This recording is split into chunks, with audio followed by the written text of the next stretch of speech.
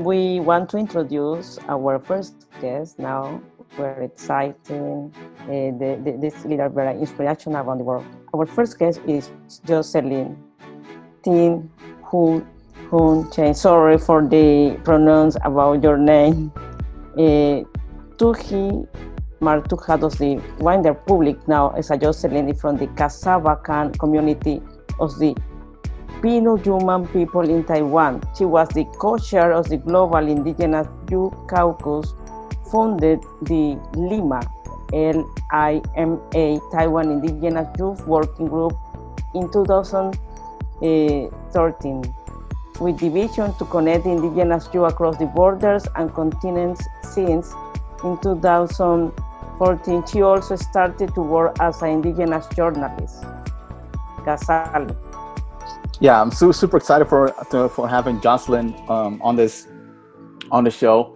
Like, to be honest, like one of the first names that came into my mind when I wanted to do this has a very interesting story to share from a Taiwanese, not only from a Taiwanese point of view, indigenous Taiwanese point of view, but also from a point of view of indigenous youth. Perseverance is something that comes to my mind when I think about Jocelyn.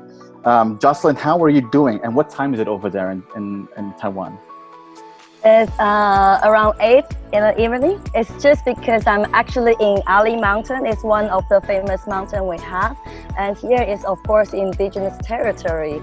And I'm here for a young talent training program for international participation. And actually, if you want to see, I'm at a parking lot under a strip pole to see, so I can have the light.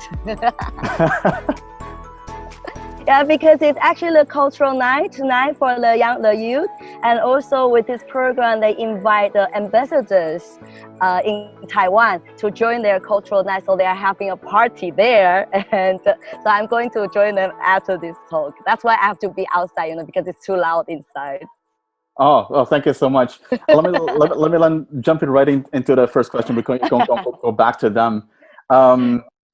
Like I said, inspiration for a lot of indigenous youth. What advice would you give to young indigenous students or youth struggling to decide what to pursue in life? Because I know that there's a lot of indigenous youth out there struggling with that can also benefit their community. Any thoughts on that?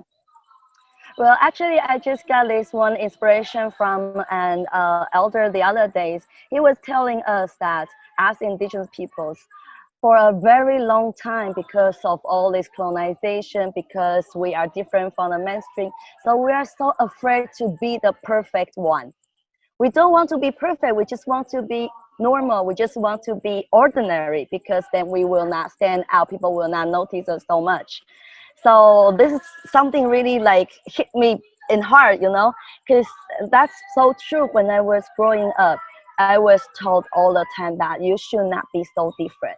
You should be, just like the others. Don't ask questions and don't argue with the teachers, and also try to get whiter skin, because I'm brown. And, in a lot of cultures, if you have brown skin, it's not pretty. It's not, that means that you are from a lower class in the society. But now I really, find that we were, in a very long time, we were so afraid of being perfect. But now what I would like to give this, it's not only for the young people, but also for myself. I'm still young. I consider myself still young anyway. But anyway, I think it's really the time for us not to hesitate to be the perfect one. And also because once we are not afraid of being the perfect one, we will find a way to really present ourselves. We will really, not afraid to be so different. That means we can really show the people that we speak different language, we think differently, we see things differently, and we respond to challenges, we respond to the for example, like natural disasters differently. So just be brave and be perfect. And we are perfect anyway. It's just for a very long time we are hidden and we are trying to hide from others to recognize that actually we are perfect. Jocelyn, before I move on to the next question, what is your Twitter handle so people can tweet and talk to you? And also, like, I think I forgot to say that you can use the interpretation, by the way, for this webinar series. So just you can see the interpretation feature. So you can just click on English, Spanish, French, or Russian. Well, not just for you, Jocelyn, but others as well. Well, let me check my Twitter. I'm not so sure about my Twitter handle. Wait, hold on a second. While you're scrolling, like I said, perseverance. You're representative for Indigenous peoples in Taiwan, and you've been participating in the UN for like 10 years, co-chair of the Global Indigenous Youth Caucus for a very long time, but only have been able to deliver a speech once. Remember that very moment in a closed meeting of the Peruvian Forum. Whilst others would have thrown in the towel like years ago, you kept going on for like 10 years. Perseverance is a key quality, in my view, in diplomacy. What is a lesson that you would like to share and would like to transmit to other Indigenous peoples that are also participating in international context? Well, first, okay, so my Twitter handle is Jocelyn, Jocelyn Jinumutw. It's very long. I will type it in the chat room. Sure, yeah, and I'll show it in post, yeah. Yeah, and so as to the question, well, first, actually, it's 50 years, 2006. That was my very first time to the United Nations when I was in college. And so that time, well, actually, I've been delivering statement for several times, but it's on behalf of the Youth Caucus.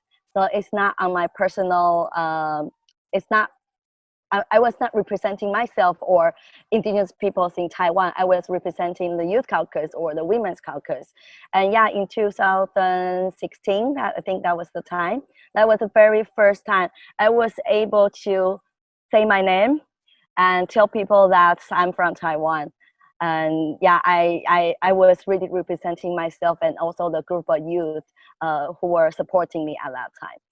And so, well, of course, it's frustrating that, for example, I think Tania also know about that. There's the time that the statement of the Youth Caucus will be checked because they need to make sure that we didn't mention Taiwan in the statement.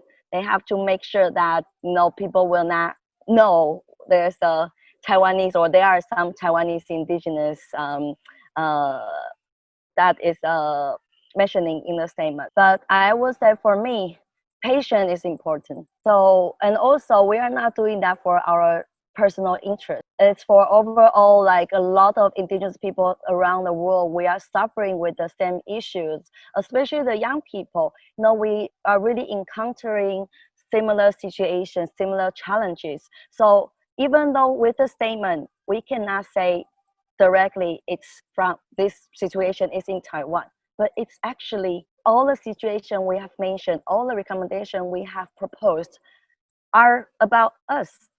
It's about us. It's not, it's also, we also participate in the process of discussion. We come up with all these statements, these recommendations all together.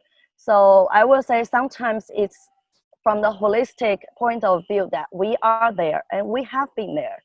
It's just, so I will say that for me, it would not be a problem that I cannot tell people my name at the for example, like the conference room. But a lot of people know me because we are active in other perspective anyway. We are making people to notice us by other means. So, and also I know that if we want to achieve a goal, there are a lot of different steps. We cannot just go over 100 steps to the final line. We have to go one by one, and maybe that will take many years. But as long as I can see we are making progress, it's encouraging enough. And I have to say, I'm very lucky. I have friends, I have partners like Gonzali, like Tania, like Tuomas, and also we have strong supporter like Kenneth. Kenneth has been really like supportive to us. So I think still, even though we have this kind of situation, but we are very lucky that people they care about us. They want to know about our situation, our issues, and also they try to include us in the discussion. So yeah, I think that's more meaningful than being called at the conference room without being able to say something true. All right. So a couple of things in there that are very interesting, and so like trying to get your voice out there, perseverance, being creative in terms of trying to get your message out there. What a lot of people don't know is that you are a TV host in Taiwan. Like I assume that's also like a way of getting the message, like experiences and everything out there. What do people think about of what you did, and how the digital media changed your community? Well, first, I'm no longer working with a TV station anymore, but still, I'm still quite proud of myself about my work, what I have done. So one thing we did is very experimental. It's just something like this now, that we invite like young, like indigenous youth who might be just, in high school and who have never had experience with media. But what we see is that they are really doing something good for their community, even though it seems like the thing seems really minor. For example, like I have one guest, they are hosting these basketball games in the community. And people will think, what's that to do? What's a basketball game to do with indigenous peoples? Well, that's a very effective way to attract teenagers to stay in the community and also to make friends with other teenagers in the community. So it looks very minor, but it really changed the community a lot, because then the young people, the youth, the teenagers, they will gather, and besides playing basketball, they will also talk about what happened with their family, what happened in the community. And also when it comes to the ceremonies, the rituals, they will also be there, because if it's just one teenager, he or she will be really shy. But if it's a group of teenagers, no, they will be brave. They would like to go around as a group. So this is something I did with my one of my TV program. And even though this program was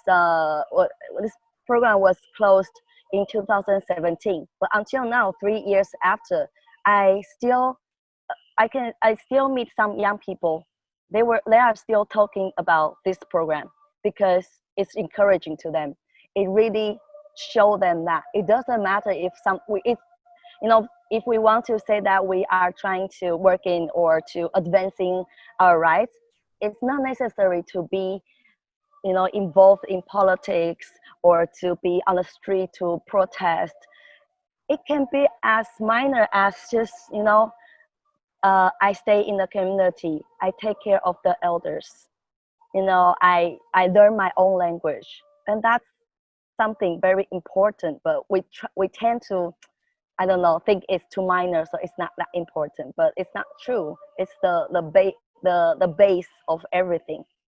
Yeah, And we have a very romantic view of stuff like that. So it's very good. Thank you so much for highlighting that. Sorry. yeah, and you say the digital media. Well, I think that's something in a way beneficial, but in other way very dangerous, of course, because with all these smartphones, we can be media ourselves. Like with our Twitter or Facebook, we can make films, we can make news as well. But then, of course, that will make it a lot easier for us to transmit the message, and it will be a lot easier for us to connect with each other, even though that I don't live in my community, but still, because this social media or this digital media we can use, we are very close.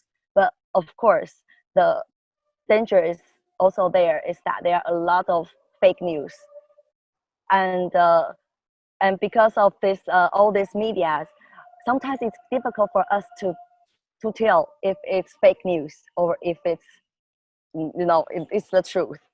So especially for our elders, because every time when there's a crisis, for example, COVID-19, there are a lot of rumors online. I think it's everywhere. There's something like this. A lot of rumors online, a lot of rumors, and then we have to create more videos, more messages, more news on our digital media to transmit it, to clarify those rumors. So, but I will still say that, if we look at a holistic way, the development of digital media is very helpful for Indigenous community, because then we will have the way to make us heard, and also we can interpret the messages ourselves, and we decide what kind of sentence, what kind of information we want to present, instead of like before we only have all this mainstream media, then they are the one to decide how they are going to interpret our culture. And a lot of times, of course, there are a lot of mistakes, stereotypes, or they only look at one part of our culture and neglect the rest of it. So yeah, it's helpful, but of course dangerous. We have to be cautious about that. Sure. Jocelyn, I know we're running a little bit out of time, but I want to give you like 90 more seconds. What have we not touched upon that you're proud of, curious about, want other Indigenous peoples to think about? Anything that comes up in your mind? Again, sorry? Sorry. What have we not touched upon that you're proud of, curious about, or want other Indigenous peoples to think about for the last 90 seconds? Any final message maybe? Oh, difficult. Okay. So now I'm working in politics. And one thing that I really realize is that, we always think Indigenous people, we need to have our own politicians. But once we have our own people in the politics, out of sudden, we keep distant from them, or we change our support to them to only demand. And that's really something I am struggling now, that a lot of people, they support me to go into politics. But once, just like now, I'm politics, all the support become demands. They're asking me to do this and that, but when I need advices, because, in politics, you need talent, and also you need to be trained. I'm still in the traineeship as a politician, but I really feel lonely because I don't have so much support anymore, because they think you are on the other side, So what I want to say is that I think Tania will have the same experience. I don't know. But anyway, what I want to say is that of course, we have to have someone in the politics, in the mainstream politics, not only Indigenous politics, but mainstream politics, in the government, in the parliament. Also, we have to go with them in this process. We have to accompany them. We have to support them. It's not that they are very lonely, and that's also why a lot of politicians, Indigenous politicians, once they are inside the room, you think they changed. It's also because they are too lonely, they are too helpless. So sometimes they lost their direction. So I would say that's something I would like to share finally, that, just don't, of course, we will have different expectations to Indigenous politicians. Just don't forget, they are also our people. We, in a lot of ways, we should also support them and stay with them. Thank you so much, Jocelyn. I can hear people already singing it now, so I think they want you back with them. Thank you so much for your time, and definitely we'll keep in touch and talk more about everything that you're working on. Okay, thank you. Thank you so much. Bye.